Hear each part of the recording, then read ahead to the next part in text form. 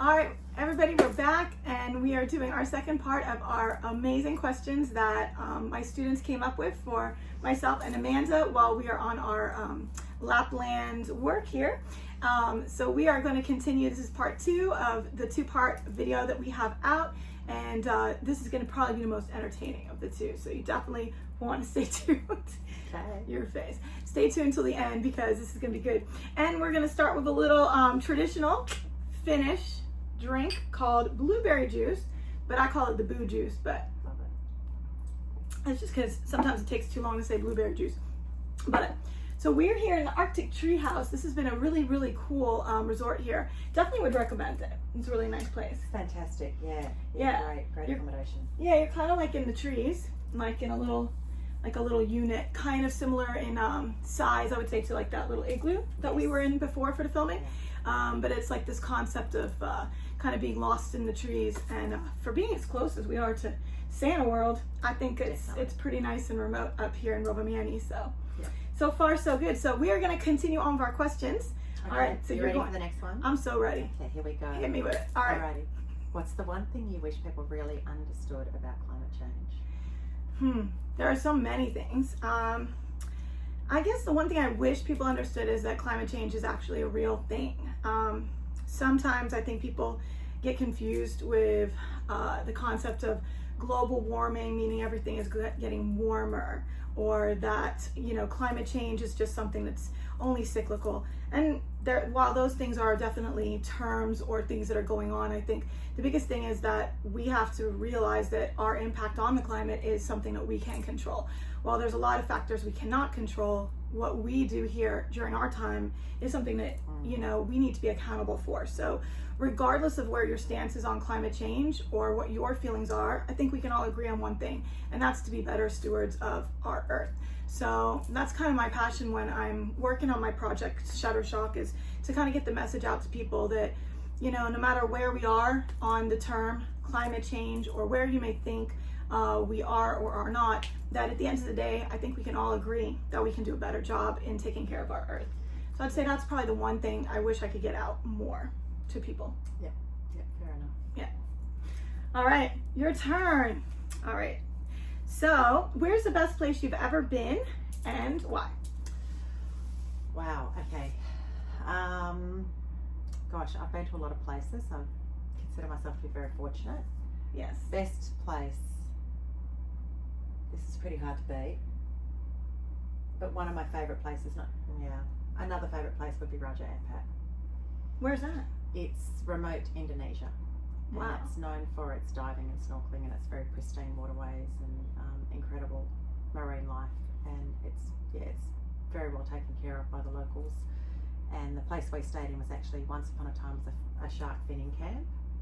Oh wow. So there were no reef sharks, there was nothing there. And it was set up by a couple who moved there, loved it, and has basically turned what was a big shark finning industry into a fantastic ecotourism industry instead. That's awesome. So yeah, so it's great. So that's but I have been to a lot of places, and this one is also pretty hard to top. Yeah, Lapland I think is pretty amazing, but that sounds amazing. I have to go there. You do. Definitely put that one on my bucket list. You do. Awesome. Okay, next one. Have you ever taken a photo that made even the most skeptical person say, "Okay, yeah, this is bad"? Yeah, I definitely think maybe not just photos. I would say drone footage was probably my most compelling, and that would be, and this is not just a self-promotion, but I would say it's on my YouTube channel right now. It's a 2-part video that I had shot, probably one of my most impactful, I think, videos that I've shown to people that have asked me for, you know, documentation on my Shuttershock grant, and it's the climate change videos that I've shot for my grant work. And it was basically compilations of just pure evidence of what I had seen throughout the years of just the absolute destruction of the earth. And I think one of the pieces that was the most destructive was actually in my hometown where I grew up in England, and it was near an area that I used to play near, not too far from Sherwood Forest in Nottinghamshire. And I had visited this park that I used to go to all the time with my grandparents, and I always remembered it being so beautiful and full of, you know, wildflowers, and just a place that we used to just enjoy. And it was just absolutely littered with rubbish and garbage, and the water there that we used to, you know, have the little boats, you know, little kids would have their little boats going in the water. It was brown and disgusting, and again, just littered with garbage. And I think, you know, for me, that was most impactful because I knew how it had looked at one time, and just to see the absolute lack of care and protection that the humans, you know, at that point it was human destruction, had caused to this absolutely gorgeous area. That impacted me greatly, and that really piloted kind of my work in the documentary that I did. So I think for me that would probably be it, you know? Yeah, how sad. Yeah, it was absolutely, you know, just heartbreaking, because especially when you've grown up knowing something, you know, and I know you travel to so many beautiful remote areas, so, you know, especially when it's something that we can prevent and get on top of. Yeah, absolutely. You know? Sorry, I just had a call coming. I had to decline it, sorry.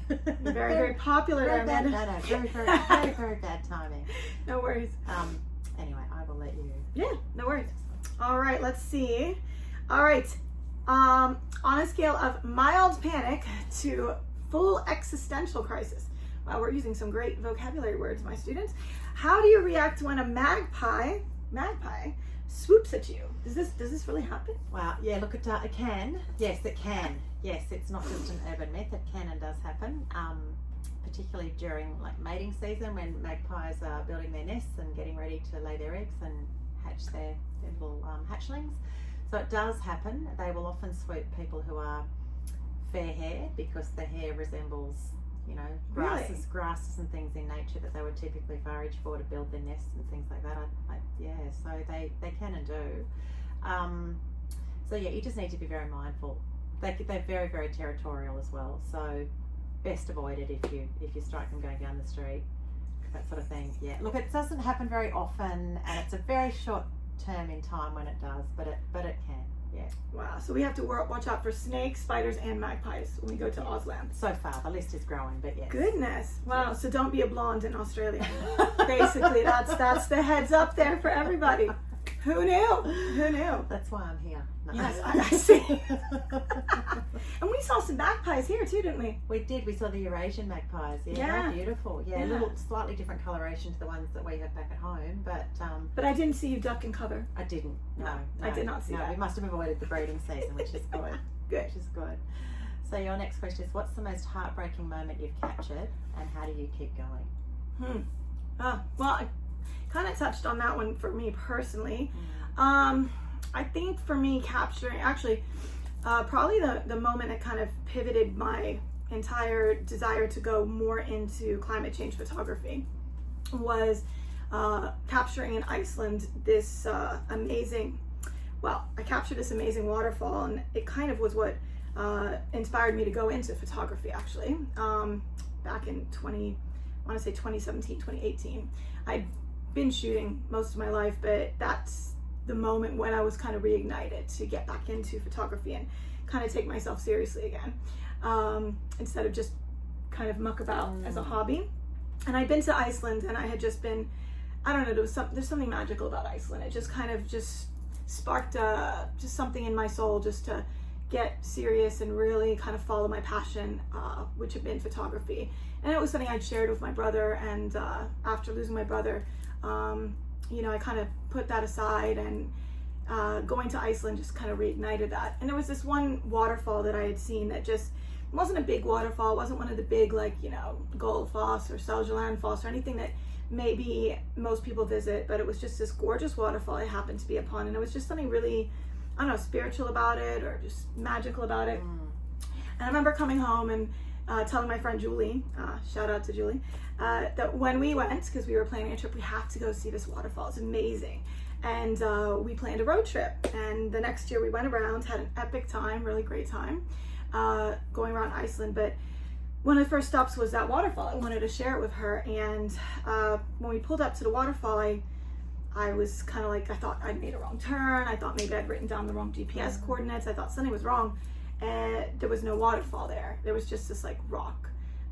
just kind of this barren area. And it was summertime, so it wasn't winter, it wasn't frozen over. It should have been flowing. Absolutely, yeah.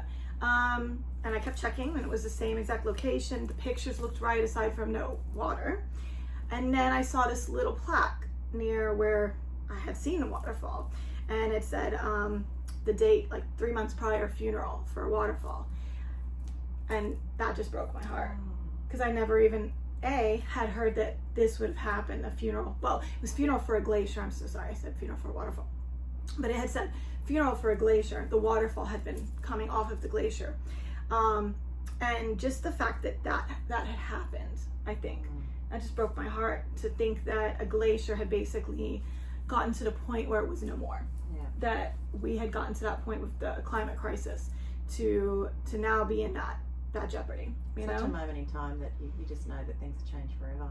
Yeah, and that did kind of change my direction with shooting. I didn't want to just take pictures for pictures anymore. I kind of wanted to start documenting what I actually was seeing and do something more impactful with it.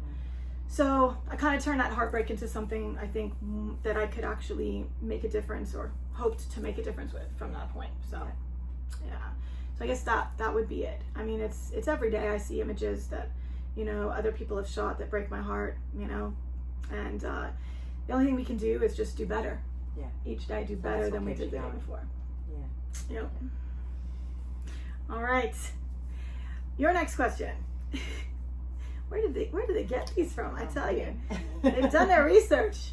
Have you ever had to negotiate with a possum for your food? Oh, okay. Yes. Yes.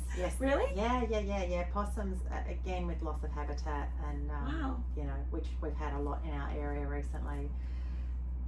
Yes, we have, and that, you know, with urbanisation happening more and more in metropolitan areas, there's less and less habitat for our native species, and we have 2 native species in Sydney that we find. We've got brush-tail possums, which are the really big ones, and they have quite a long hairy tail like a brush. Yeah. And then we have ring-tailed possums that are much smaller, and they have these very fine little curly tails. So it's both species that we encounter, and it's both species that we kind of compete for with our food. If you grow fruit and veggies in Sydney, it's likely that you will have them come and have a nibble. I can wake up one day and, you know, a plant is gone overnight, and it's a little bit frustrating at times, but I do bear in mind that, you know, if they had their own space and place, that's where they'd rather be. Right, exactly. So it's about having a level of tolerance and being able to recognise what you can accept, and you know, and allowing them to encroach a little bit on our space, because we've encroached on theirs entirely. Yeah. So yeah, but they do. They're fruit eaters. They're plant eaters. They're I've had roses. They'll eat rose petals. So and that's, I guess, the sad thing too. They're starting to eat, you know, plant species that they typically wouldn't be eating either, due to loss of habitat. But yeah, they're I wouldn't approach one either. I definitely wouldn't. I would just let them be, because they can, you know, rightly so, be a little bit, you know, protective of their food. So let them have it. But yeah, these are great questions. There's been a lot of research that's gone into this. So yeah. Oh my goodness. Yeah. Interesting. And they're very cute little critters too. They're very sweet. So, wow. Yeah. Wow, things I did not know. Interesting. Yeah. If you could force one law to be passed overnight to help the environment, what would it be? Wow, there's so many. I think there's so many species that are not protected, and I think a lot of, I mean, there's countless numbers. I mean, for example, we went to go see the musk oxen, and we learned that they're not protected, and they're endangered. In fact, they were extinct at one point. I think that's actually been one of my biggest insights this trip, is realizing the number or the lack of protection for native species. So I think my biggest thing might be, and it's always been a passion of mine, is to try to gain more awareness for native species and the protection of such. I know right now there's a lot of issues with the polar bears and protecting them, because they're becoming to the point of becoming endangered. Paul Nicklin, who's an amazing wildlife photographer, he's championing a lot of work towards that, with issues with WWF, for example, on a big scale. But there's, you know, on smaller scales, even just here, just as we've been going around, I think it's just the awareness of what species is just completely unprotected. And I think a lot of people assume that, oh, all animals are protected, and they're just not. No. There's just not protections for them. No. And even national parks, you know, for example, we were in what do you say, Tuntundri? Yeah. That's protected. But then, like, for example, we went into the tree hugging forest, right? Halapu. It's a privately owned forest, but they're constantly dealing with letters from the government trying to put pressure on them to sell it. Yeah, so I think it's really, protection for the environment, protection for the animals that are in, you know, facing endangered species, you know, status. And I think protection also for like the trees, which is so essential for our environment as well, for corals, for, you know, our oceans, for our reefs. List goes on. I can't just say one thing, but I think it would be the awareness for the need to protect what we have right now. Because once we use those resources, or once we lose those resources, we can't create them again. No. Yeah. No. Very serious questions. Yeah. Oh, this is an interesting one. What is the most crazy and ridiculous animal fight you've ever witnessed? And then they give examples. Oh. Yeah. I don't know if these are realistic though. A lizard versus your camera bag, or a kangaroo versus a cockatoo. Those are just examples. Okay. Mm-hmm. I haven't necessarily seen interspecies ones, but I have seen lots of fighting between birds. As an example, we have noisy miners, and we actually have also just regular miners, and the regular miners are actually not a native species, and they're pretty When you're saying, sorry to interrupt, but when you're saying a miner, what do you mean? a minor bird. Sorry, Okay. yes, a minor bird. Yeah, so they're really, they're becoming a very dominant species within our environment and landscape currently, and they are very territorial, and they're quite nasty to our native birds. So you often will see a group of miners that would dive bomb, you know, like a kookaburra or a magpie, and they're smaller birds, but they sort of work on Getting together. Yeah, they do. They kind of work on, you know, numbers and working in packs. So you do see a lot of bird on bird, and every now and then you'll see a bird that'll, you know, put another bird back in its place. Clearly, it's overstepped the line within their social parameters, and you'll see them kind of like give a little, you know, something back, and even with mothers with their young, you know, they'll often sort of give them a bit of a nip or do something which is telling them that, you know, you've overstepped the line. This is the rule, and this is how it's supposed to be. So yes. That's all. I haven't seen a lizard come for a camera. They're really shy. They're typically very shy, so they'll typically, you know, really kind of avoid you at all costs and won't come out. And as for a kangaroo against cockatoos are really engaging and cheeky and I could see that. yeah, and difficult birds at times, and they will open garbage bin lids and they'll rifle through your garbage, and they've got amazing claws, and they have this incredible ability with their eye as well, that they can pick up food with their claw and also keep an eye on everything that's going on around them. They've got these focal capacity within their eyes, so they're a very clever bird, and they certainly utilize it. So Wow. Yeah, but I haven't seen interspecies so much. I'd like to, but I haven't. That's pretty interesting, yeah. I do remember one time when I was diving, there was like this little octopus. We were doing a night dive that put his tentacles around my GoPro. Yeah, and almost took the GoPro. They're so intelligent. Yeah, it finally wriggled its way off, but I was a bit scared I was going to lose my camera to the octopus. Would have been great footage. I'd love to see it. Yeah, well, yeah, it was kind of a strange footage, because all you have is this thing right in the camera, but yeah, it's quite interesting. Yeah. So your next question is, what is the most ridiculous excuse you've heard for why someone doesn't believe in climate change? I think the most ridiculous thing is that they'll often say, well, it's supposed to be warm and it isn't warm. Right? It's like they say global warming isn't happening. Everything is supposed to get warmer. Everything isn't getting warmer. That's it. So there's this kind of assumption that the climate change is basically going to make everything warmer, and everything is just going to, as far as temperatures, everything is just going to rise. And really, as we've seen, especially here, it's not all about warming. It's about the actual element of the change. Shift. Yeah. And sometimes it's the unpredictability of the shifts that causes the issues, especially with, you know, livestock and managing, you know, communities, like with the reindeer herding, as we noticed. One thing we noticed here was that the winter this year has been very unusual. It's been wet, and then it's been snowy, and then it's been warm, and then it's been incredibly cold. And so I think that probably is the biggest thing to communicate, is that climate change does not just mean, in my opinion, does not just mean global warming, everything's getting hotter. You know, there is some element of that. There is definitely some temperature rise. And I think overall, this miscommunication of there will be a gradual increase in surface temperatures. Yes, that can happen. But there also is this volatility, I would say, to the climate, volatility to the environment that we are not taking in. I think a lot of people just listen to one fact and run with it. And again, it's just the information that people get. Sometimes it's a little distorted.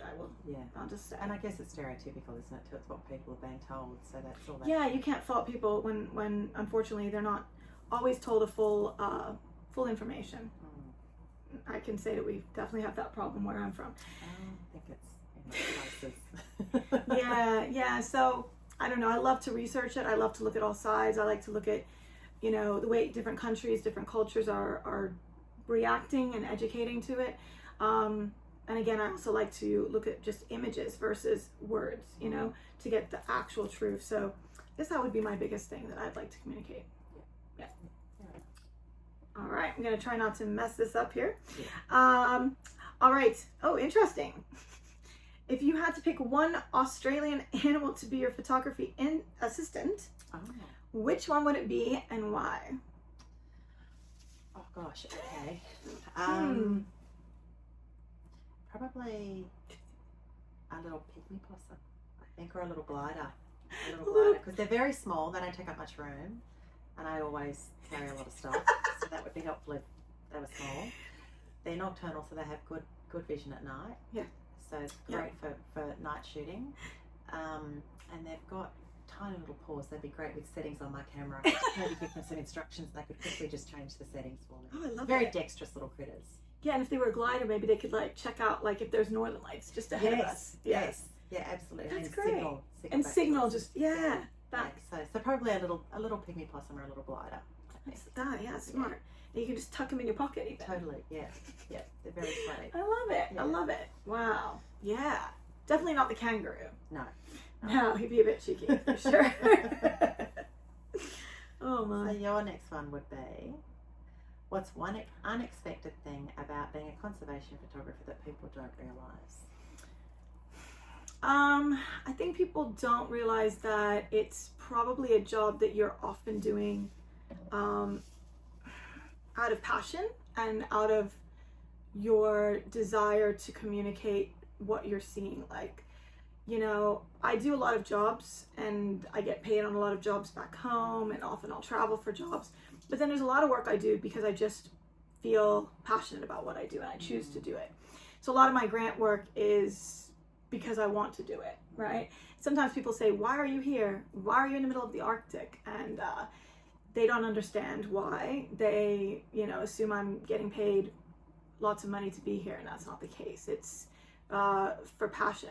You know, the majority of the work I do in conservation, you know, I'm working with national parks, I'm working with different sponsors that help me to get here, but it's not for paychecks, it's for passion. And I think that's the biggest thing, that, you know, if you're going into something like this, you need to go into it because you're absolutely 110% into it for the outcome of what your photos or what your, you know, your quest for the footage could do. And you have to be okay with putting your time and your energy and the, you know, the time lost from family or from your job into that, to be able to do that small, hopefully big, but even if it's small, that small difference to the future for the environment and to the world.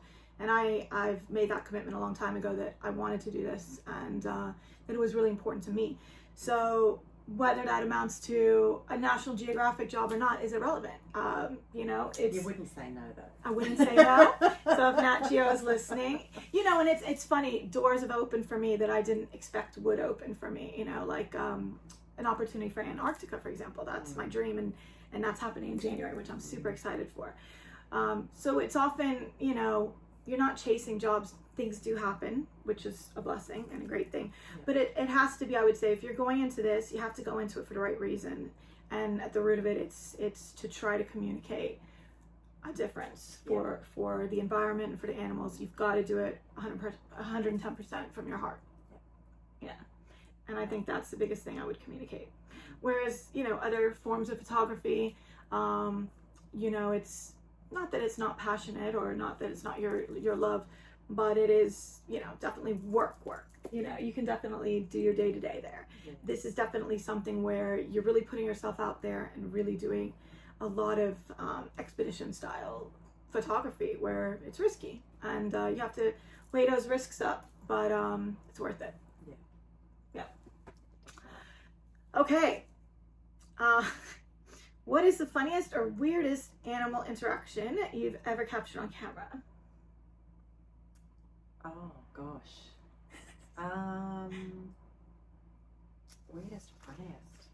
I think, I don't know if it's weird or funny, but lucky enough to capture the musk oxen. Oh yeah, Which that was was incredible. amazing. Yeah, and I'm learning to capture birds in flight with Petrova's expert tutelage. So that's been a challenge because birds in flight are far faster than I am with the camera. So that's something that, that's a skill that I definitely want to hone and learn a lot more on. Yeah, so Shutter speed. all the way. all about shutter speed. Yeah. And if you can do a tripod, but it's hard because oftentimes you're moving around and chasing those birds. Yeah. And don't get too excited. Yeah, that's that's my problem. But no, that's definitely, and the musk oxen, I think they were beautiful to see. Oh, glad we got to. That was amazing getting to see them. them. Absolutely amazing. So, yeah, we'll be putting up some more pictures too. It's just we've been literally morning to night shooting and so busy with stuff, which is awesome. That's how it should be. That has been. Yeah, been amazing. Here we go. All right. Okay. So, if your camera could talk, what's the most dramatic thing it would say about your adventures? Gosh, it'd have some stories, wouldn't it? If my camera could talk. Well, there was one time it got caught in a black sandstorm in Iceland. That was quite funny. My friend Julie probably will never lend me a black hoodie again. But yeah, it would probably say, be nice to me or nicer to me. Because it's been through a few things. Definitely has a few bumps on it from a few drops here and there. And it gets a lot of love. It does. But yeah, I have to say Sony does a great job, and I have to give them a little shout out, especially because their weatherproofing is epic. I haven't pushed it, but I probably have gotten close. Yeah.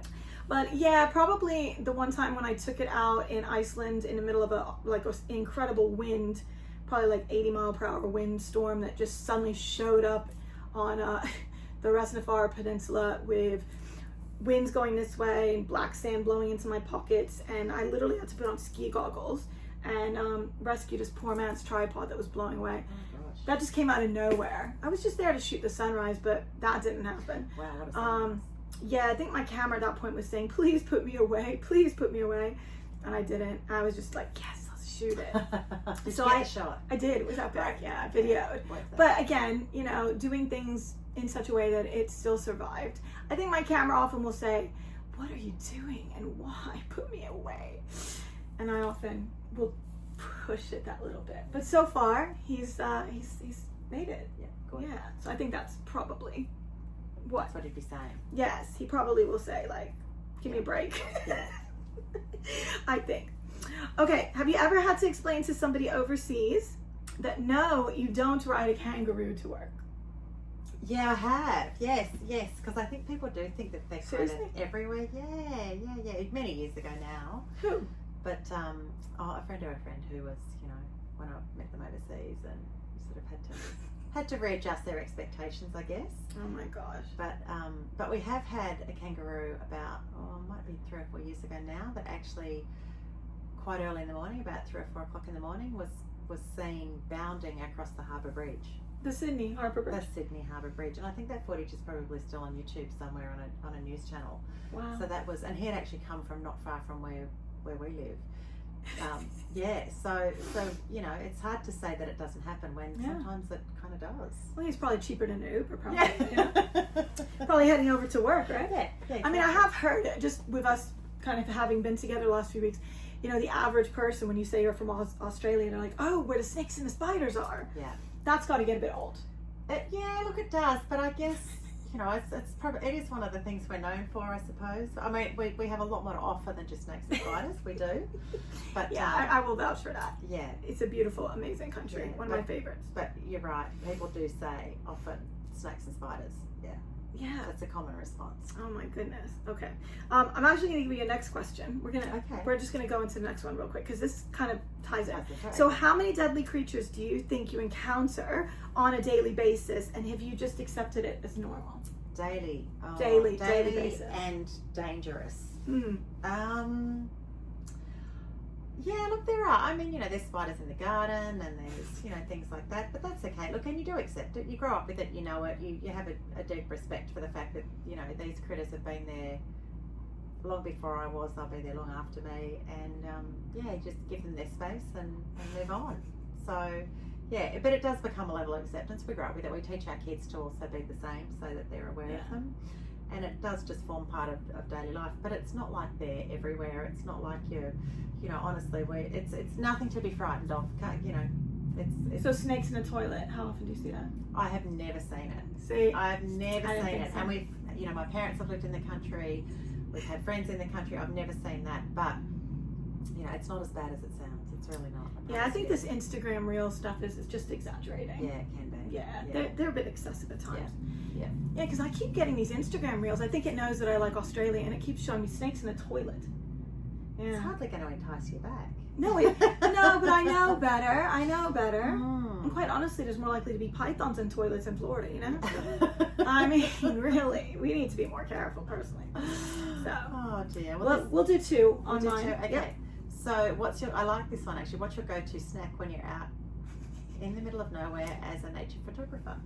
I have to say, probably I always have protein bars packed, because if I get stuck or if I'm in a situation where I can't access food, I always keep protein bars with me, and I always keep some kind of dextrose, which is like kind of helps you with acclimating to altitudes, but it's also like a sugar tablet, and it just helps just to give you like a little energy, but natural energy. It's like something that mountain climbers actually take as well. Oh wow. That's always to keep in your back pocket. Or your back, yeah, your camera bag. So it's always in my camera bag, and I'll keep a electrolyte tablets as well to put in my water. Yep. Okay. All right. And the next one is, if you had to swap jobs for a day with another type of photographer, wedding, fashion, paparazzi, what would happen? I'd quit. I've done weddings, and they're a lot of work, and I get nervous that I could miss something or not do something right. I mean, I've done them. Everybody was incredibly happy. I do portraits, but I like to do them for people I know, so I can really capture them and their children or their families.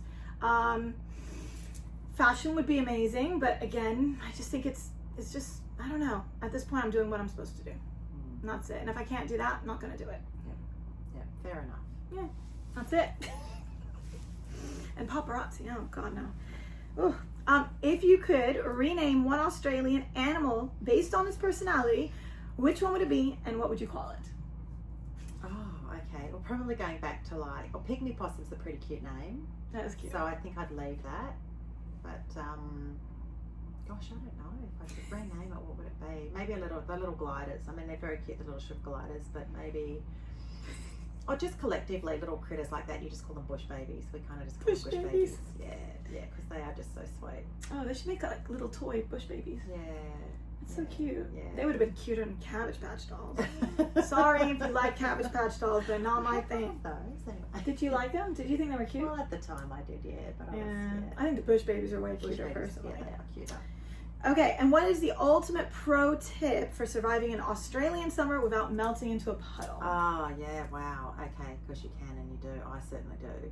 So I would just say, you know, just those classic things where you just want to drink a lot of water, you want to stay out of the heat in the main part of the day.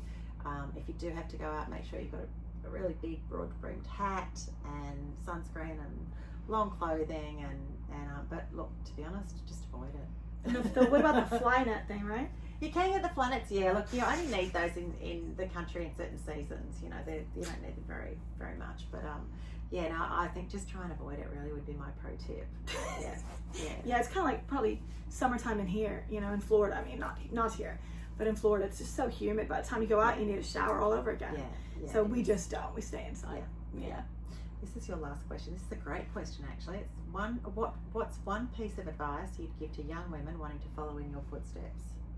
Wow. Well, hopefully their footsteps will be a little bit more graceful than mine, and they won't be as clumsy because almost every day I fall on my, you know what. No, seriously, I think my number one tip is you have to follow your heart and your passion and don't settle. I think a lot of people try to do what they think is going to be the most money or the most fame or what's going to make them look good. At the end of the day, you're never going to be happy. So I think at the end of the day, if you're going to go into photography, you have to find out what you're really passionate about. So first, learn how to shoot. Second, figure out what really makes you feel alive when you're shooting. What is it that you're really not able to put the camera down? What is it that you're really driven to continue shooting? And you know, when somebody's having to tell you, get inside, it's dark, or stop shooting, or you're finding 17,000 images of the same type of image, that's what you need to be shooting. You know, don't force the shooting of something that isn't your passion. And that would be my pro tip is follow what you're really passionate about and do it 110%. You know, and you may have several areas in photography that you're passionate about. Like I love landscape. I also love underwater, and I love obviously conservation and climate change. They can always connect. It doesn't mean that you have to only do one. It doesn't mean you have to only do landscape or only do conservation. They can all connect. But definitely find your passion. And the other tip I would say is, you know, really get a good education on photography before you get too far into the shooting, because otherwise you'll look back at your images and you'll feel upset or disappointment that they weren't captured the right way, and you'll start to regret that maybe that beautiful trip you went on, you just didn't capture it the right way. So kind of like what we've done is, you know, I know many people use their iPhones to shoot with. So if you are going to move to a mirrorless, that's what I would suggest over the heavy DSLR. You know, start by having that backup of your iPhone to shoot with, and then also capture things in auto on a mirrorless, see what your settings are, and then begin to learn how to do the settings from what auto may have, and then start branching off from there. And you know, we're going to go, I think at some point I'm going to go into some more educational YouTubes as I branch more into some other things, which we'll talk about later. But that would be probably my first tip would, you know, just be gradually get yourself a good education and figure out your passion. Yeah. And you found too, being female, you're one of the few in the field too, so it's probably having some, I don't know, resilience and you have to be strong, and you have to be able to kind of just push through and not let things get to you, and always be prepared for everything. Yeah. Absolutely. All right, last question for you, my friend. If you had to create a survival guide for non-Aussies visiting Australia, what are your top 3 rules or recommendations? Oh, okay. My top 3 rules and recommendations would be to probably, if you have any questions, if you have any concerns about wildlife or anything, maybe just check in with some of our local websites. National Parks is a really good one to start with.